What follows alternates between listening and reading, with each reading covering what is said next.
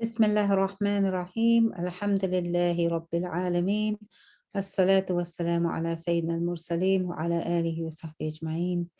Assalamu alaikum wa rahmatullahi wa barakatuh. Dear brothers and sisters, I'd like to wish you a really wonderful Ramadan. Alhamdulillah, it's a great pleasure to be here again and to share some hopefully useful reflections with you. I'm going to try and keep it as short and succinct as possible, but today my reminder is really going to be about finding balance, and this talk is particularly focused at sisters, although I think there is some generic benefit for all of us living in the modern fast-paced world. So I actually wanted to call this talk The Modern Woman's Path to Finding Allah subhanahu wa ta'ala. But really coming at it from more of a perspective of health and well-being, and sort of more of a holistic look rather than directly in terms of spiritual practices. So the first thing I want us all to remember is that our religion is a middle path religion, and Allah subhanahu wa ta'ala has made us a ummatan wasata, middle path nation, and there are many hadith in our religion that talk about ease and balance. The Prophet ﷺ said, "Inna dina yusr wa lan yushad ad-dina illa ghalaba." Verily, the religion is ease, and nobody makes it difficult except that it overcomes him. We also have amongst the hadith the very famous one where the young companions all got together and decided that one of them wasn't going to sleep again, one of them wasn't going to marry, and one of them wasn't going to eat again. And when the Prophet ﷺ found out about this, he was not very happy. And he said that, he married and he ate and he slept. Alongside, of course, his worship and, abstinence. It's all about balance. Now, obviously, these hadith don't relate directly to Ramadan, but the spirit of balance is very much fundamental to our religion. And I wanted to really reframe how we see balance this year. Often we think, well, actually, balance is doing a bit of everything. And doing it in the right sort of proportions. And most of the year we're preoccupied with dunya and with ghafla. And so we worship with intensity in Ramadan in the hope of finding closeness to Allah subhanahu wa ta'ala. And we also recognize that how we prepare for Ramadan, how we slow down in the months beforehand and create that space or that awareness allows us to let the light of Allah subhanahu wa ta'ala and his guidance permeate our hearts during this month. And I pray this is the case for all of us. Ameen. But today I wanted to reflect a bit on how we're living our lives and why, actually we might need to think about Ramadan a little bit differently. So before I do that, I just wanted to reflect on the comment on the statement of Allah subhanahu wa ta'ala that he said, fasting, should help us attain unto God consciousness, unto taqwa. And traditionally taqwa has been defined as a state in which, we perform the obligations and we abstain from the prohibitions. But actually what this is allowing us to do is really bringing us back into a state of balance with Allah subhanahu wa ta'ala between the pull of the dunya and the journey towards the hereafter. So that tug of war that happens between the two situations, and it helps us to refocus. So why are we struggling so much? I would like to say that many of us are functioning as ninja foodies. I don't know if you've seen those electric pressure cookers, the ninja cookers, they do everything. They've got about 15 functions. You press the button and the right thing comes out. Well, most of us, particularly if we're working women, will successfully manage to multitask a huge deal. So that might include going to work, keeping up to date, running the house, managing the, being mummages. Well, that was a great term that I heard. One of my friends' children used. Basically, we're mummy managers for our children, so we coordinate their tutors, but also their after-school activities, their play dates, their sleepovers, and meet all their needs. So we're personal assistants to our children. And then somewhere along the lines, we may have spouses, so we're trying to be a wife. So, doing that, and then, there might be a bit of self-care thrown in, and then, basically we're just doing everything. And the way that we do a lot of this stuff is through autopilot. through, press the button and we migrate from this mode into that mode, and we just keep going. Of course, one of the consequences of that is that there isn't time to stop and slow down and think. We're basically, mashallah, subhanallah, we have this amazing capacity to be able to micromanage and to be able to multitask and make sure everything fits into that timetable and looks polished and is all done. However, I wanted to look at things from a slightly different perspective. I wanted us to think about some of the repercussions of how we're functioning. And perhaps those repercussions are greater than meet the eye. So one of the things that we know is that women in today's society are more unhappy than ever before, even though we are supposedly in a habitable culture where we are able to earn, own property, have a career, gain an education, not be forced into a marriage, so perhaps have some choice over our spouse, and be told that we're able to assert ourselves and that we actually don't even need men. Let's just be true. The world is supposedly meant to be in the favor of women, all things women. Boys do worse at school typically, involves a lot of sitting. So many things are supposedly designed in our favor. So why is it that so many of us are so unhappy? Why is it that we have an epidemic? In fact, I don't know if it's a pandemic, but certainly where we live, there's an epidemic of burnt out women who are just exhausted and are experiencing higher rates of mental illness. So what I'm really talking here about is stress, and it comes from sometimes just too much of a good thing. So stress doesn't have to be bad. In fact, in sort of low levels, stress is important to keep us alive. And when it first comes on, it upregulates the immune system, which means that we become more productive and our immune system gets stronger. But under sustained conditions of stress, so where we maintain these hectic lifestyles over a long period of time, and we're multitasking, micromanaging, and keeping the show on the road the whole time, it comes with some very significant consequences. And of course, many of us are becoming more attuned to some of these consequences.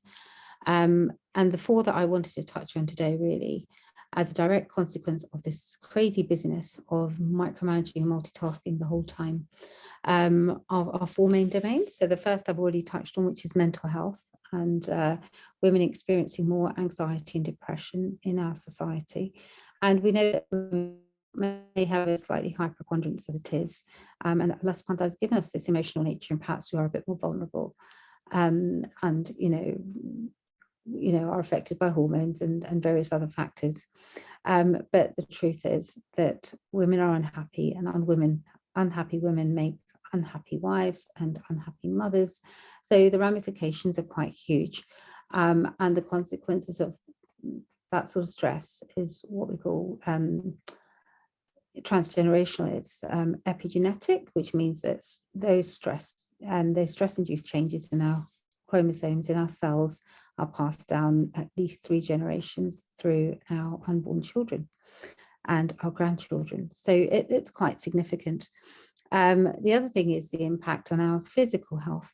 So what we find is when people are in chronic states of stress, this can lead to either inflammatory conditions where you're in a high positive state, so you're doing everything, but you are basically functioning on empty, and you are getting angry, frustrated, irritable, snappy. I'm sure many of us mums can relate to this, but eventually if you sustain that state, you end up getting inflammatory conditions. So that might include things like heart disease, rheumatoid arthritis, many of those sorts of things that you might see. I'm not saying that that's the only cause, but it's a cause. And the other and at the other end of the spectrum, you could end up in a low negative state. So where actually you've done so much, you just feel completely burnt out, like a burnt cigarette, and there's not much left, and you feel low and you feel sad. And actually, a lot of that sort of low negative state is long-term associated with autoimmune and cellular conditions. So that would be things like, basically a lot of autoimmune conditions, lupus, thyroid, many things that would come under that. So we end up with chronic ill health, and Allah subhanahu wa ta'ala has given us our health to be able to worship him, to be able to give thanks, to be able to know him. And we do not treat our bodies as an amana, we treat them as a commodity, and we take them for granted, and we think we can use them this way and that way, and we can run our crazy hectic, patterns that are running inside our heads, and we just, almost enslave our bodies to execute what we're trying to do without thinking about the rights that our limbs have over us, and taking that time out to rest them properly. The third impact, which I've alluded to already, is on intimacy. And this is not just about being able to have marital relations in bed, but this is about the whole concept of female energy. We know that a woman's libido is very different to a man's. For a man, it's much more like the satisfaction from having a meal, but for a woman, it's very sensitive. Stress, tiredness, hormone, food, travel, many things can affect a woman's menstrual cycles, her hormones, her mood, her energy, and her ability to give. And being able to keep yourself in a state where you're able to hold your marriage and make it fruitful and build a happy home is also an amana from Allah subhanahu wa ta'ala. And we know that in today's day and age, 42% of marriages end in divorce. Now we need to think about that. Obviously, there are many complex factors in this, but we have to look to what's within our control, and have we really lost that feminine charm and that feminine spark? And what does that actually look like? What are the role models? What does feminine behavior actually look like? We've got many distorted role models around us, and whether it's through Bollywood or Hollywood or, but actually this is not true femininity. And on the other extreme, we have conservative Muslim households where, we don't really see feminine behavior modeled. What we see is still, sort of outward conservative behavior being modeled within the home. But knowing how to have that, to be able to display that behavior, you've got to have the mental energy and the physical energy to be able to find that spark. Otherwise, you will be able to execute tasks, but you cannot be in the right emotional place. And the last and most significant consequence of this is the impact on one's spirituality and one's connection with Allah subhanahu wa ta'ala. I know many people who are too afraid to slow down to think. If they slow down to think, they start to go crazy. And it's because the brain starts to ruminate, to go here and there and fills with worries. But actually, we need to be able to slow down, because otherwise our heads fill up with ghafla. They are constantly consumed by the dunya. Even if we are doing things with the right intention, with the right purpose, doing halal things, doing good things, the problem is that that's what starts to very easily preoccupy our hearts. And Allah subhanahu wa ta'ala knows best, but the problem is that we're basically doing too much. And that kind of squeezes out that space for the spiritual light to be able to enter our hearts, because they're preoccupied with other things. Before I move on, I wanted to take a few minutes just to be able to also talk about menstruation for women. And I think last year I did do a short talk on how fasting affects us and affects menstruation. And we know that after 15 days of fasting, it had an adverse effect on women's ovaries and menstrual cycles. And of course, when we know that's not long lived, but we know that, subhanAllah, Allah's subhanahu wa ta'ala system is so perfect that most of us, unless pregnant or breastfeeding, will probably have a break during Ramadan. And that break is because Allah subhanahu wa ta'ala uses a word in the Quran when describing menses and al-hayd as adhan. I looked up various translations of the word adhan, and they vary between pollution and hurt and harm and illness. So it's basically a state where actually the woman is in a state of weakness and is in a state of perhaps tiredness, and she would get hurt if she had to have sexual relations, etc. And it's saying something about actually Allah subhanahu wa ta'ala is honoring our bodies for us. He's teaching us how to slow down, how to watch our own sort of patterns, and how to take care of ourselves. It's a lesson in self-care. It's a lesson in actually Allah subhanahu wa ta'ala's religion is easy. He could have said, actually, this is hard, but you're still going to fast, but he hasn't said that. He said, actually don't overburden your wives at this time, and actually don't fast at this time. it's too much for you. Your body needs nutrition, it needs rest. And so I think it's time that we paid attention to these cues, rather than living like men and functioning like men all through the month, actually paying attention to our cycle. You know, thinking differently about Haid, thinking of it as a rahmah from Allah subhanahu wa ta'ala, where we can use our state of weakness and perhaps emotional ability that many women experience to make more heartfelt du'as and be closer to Allah subhanahu wa ta'ala. Often we feel a lot more cooking and cleaning, but actually if your body is weak, there's no need to do that. You can still connect with Allah subhanahu wa ta'ala and perhaps take some pressure off other people, but by all means, it's not the time to completely exhaust yourself, because there's a reason you've got some time off. So how are we going to apply this to Ramadan? So we've talked about burnout, we've talked about how we're living in the impact of stress, we've talked about, what menstruation is really about. But actually, I really wanted to kind of refocus our talk today on Ramadan. So sometimes what happens is that we go from what I would say one madness to the next. So the first madness is how we're living outside of Ramadan. And the second madness is that we go from that to an equally intense state in Ramadan, whereby you've got a number of different scenarios. So one scenario may be that, you're trying to organize, all your iftars, the social calendar, a very busy kind of Darawi and, various different types of worship. The other one might be that you're trying to really make sure your kids have the best Ramadan. So you're planning everything around them, lots of activities, lots of education, lots of programs. The other scenario might be where you are keeping everything afloat. So you're still working, you're still running the house, you're still doing the cooking and the cleaning and everything else that you do outside of Ramadan. And on top of that, you're fasting, and then you're wondering why you're so tired at Taraweeh time. And that you're struggling with your spiritual connection. So I hope I've helped myself and perhaps yourselves to add up a few dots. But I think that what ends up happening is that we can go from one madness to the next. And the problem is that we're just doing too much. And I'm not saying that we should stop worshipping. I'm not saying that we should not make the best of the month.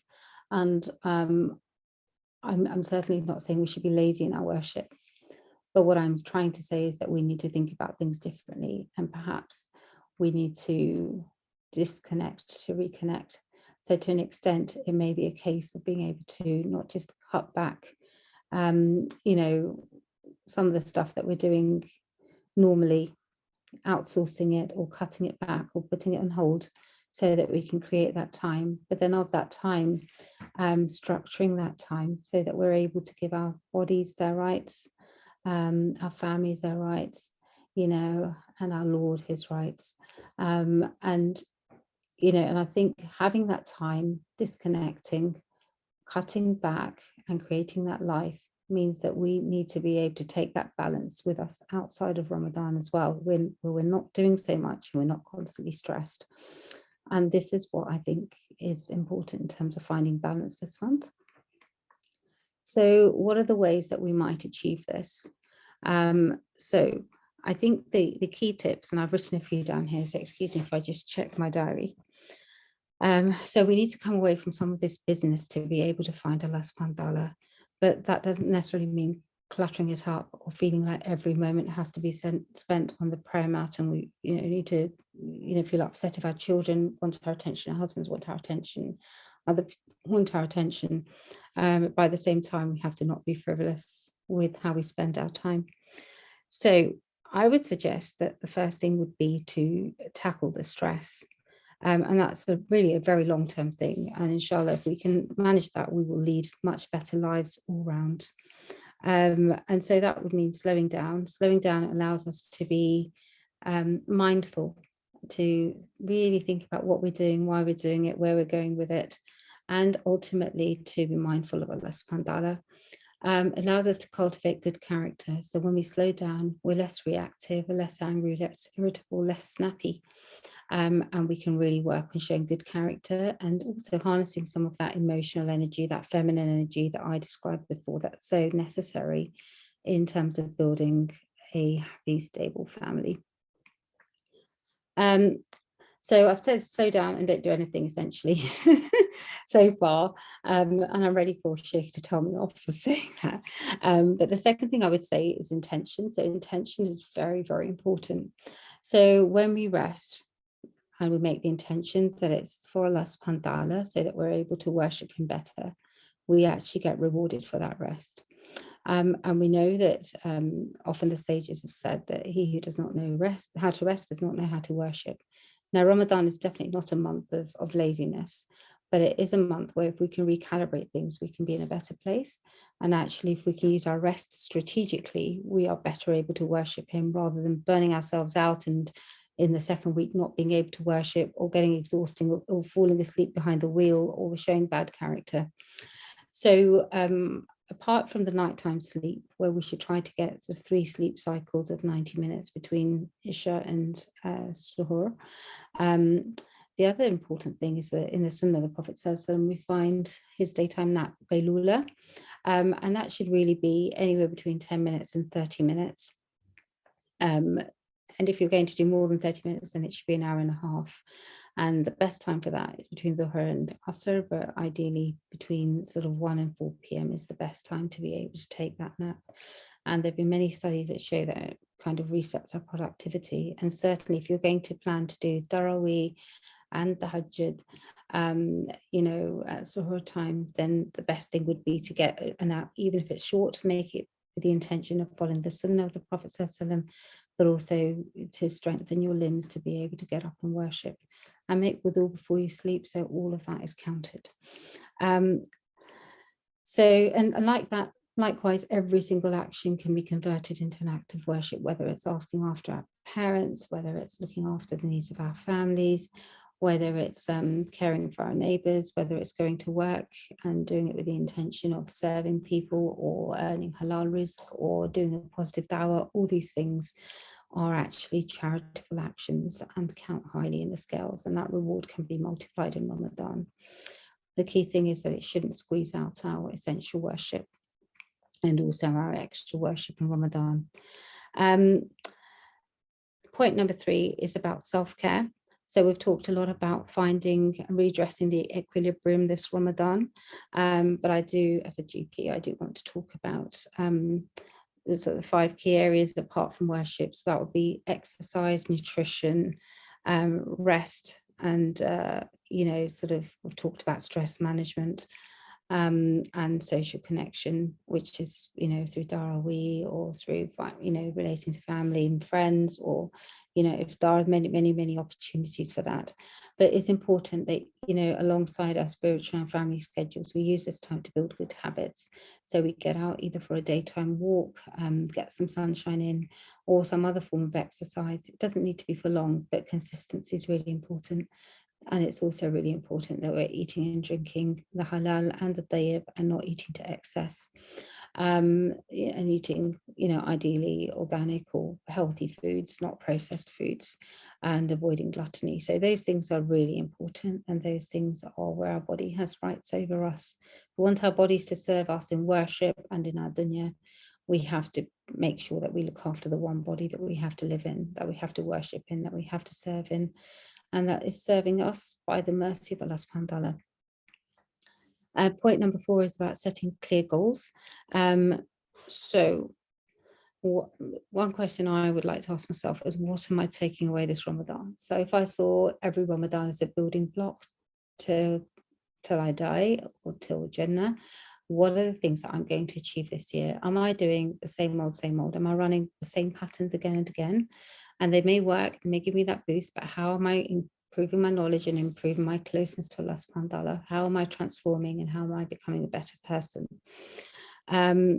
So it's important that those goals are manageable and consistent goals, and ideally smart goals, so they're actually measurable and they're time restricted, and that you've got clear goals for Ramadan. They might be very, very simple. It might be reading, for example, a certain number of pages after a Quran after every salah, or working through perhaps one juz of the Quran in detail, or perhaps focusing on the tajweed, as Sheikh said, of juz amma. So something simple, something that can be done in bite-sized nuggets, something that you're unlikely to falter on, and if you do falter, you pick it up the next day. But make those small and consistent and manageable so that they can stay with you and be in your good books, inshallah. And along with that goes quality over quantity. So there's no point doing, lots of nawafil with ghafla and heedlessness, where you could do 2 rak'ahs with pure devotion. And of course, also the last 10 days are different, because of the last 10 days, the Prophet used to tighten his waistcloth and be fully devoted or make it the gaf. So I'm not talking about that time. I'm talking about in the build up to that time. So the 3 weeks or the 20 days beforehand, we have to really reset how we live our lives.